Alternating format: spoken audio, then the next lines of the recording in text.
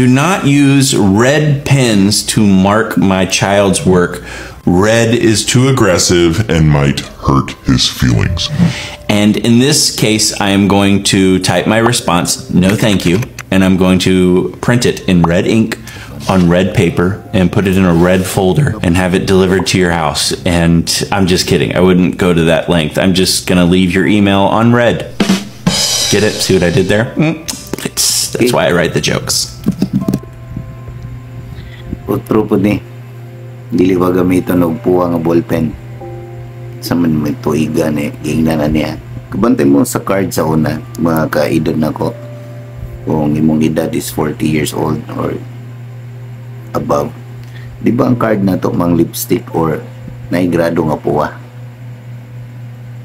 Sabi na mong grado kay 73 or below 75.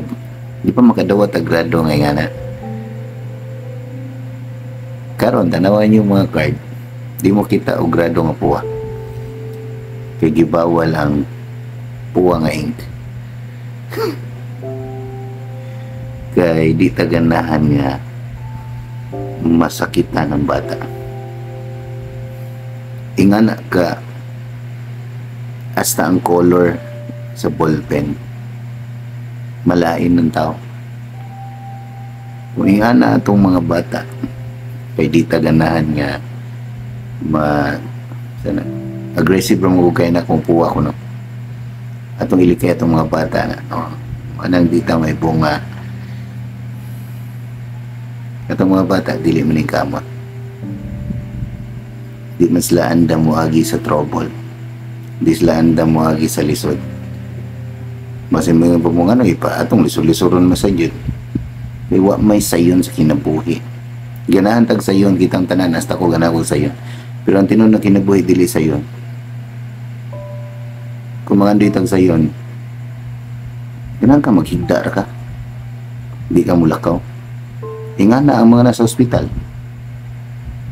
Naghigda ra sila. Buhi.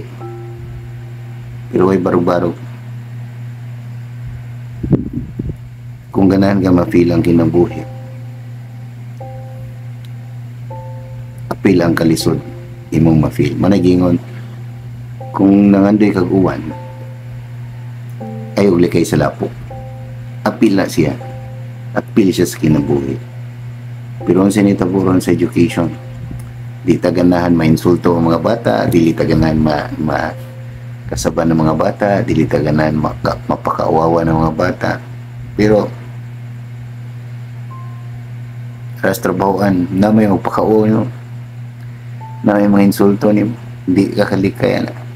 Kaya di man tanang tao mayo na maging mga batig-batasan ng mga tao. So basta, come on, sa inyo ikasulti yan.